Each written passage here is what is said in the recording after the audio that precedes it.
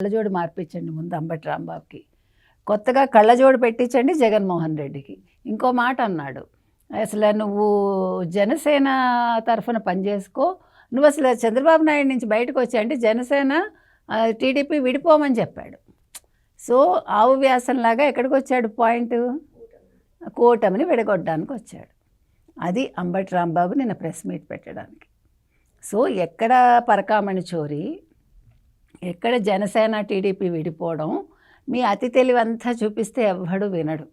అందులో పవన్ కళ్యాణ్ దగ్గర మీ పప్పులు అసలు ఉడకవు. ఆయన ఇష్టం అండి, ఆయన సనాతన ధర్మం అంటాడు, లేదు ఇంకేదో ధర్మం అంటాడు. నీ మతం ఏంటని అడుగుతావేంటి పిచ్చాడిలాగా? ఆయన క్లియర్గా చెప్పాడు, నాది హిందూ మతం, నేను హిందువునని. వాళ్ళ ఆవిడ క్రిస్టియన్, అది కూడా చెప్పాడు ఆయన. వాళ్ళ ఆవిడ కూడా నేను నమ్మకం ఉంది నాకు అని అఫిడవిట్లో సైన్ చేసింది. What else you need? Me Jaganmohan Reddy clarity లేదు.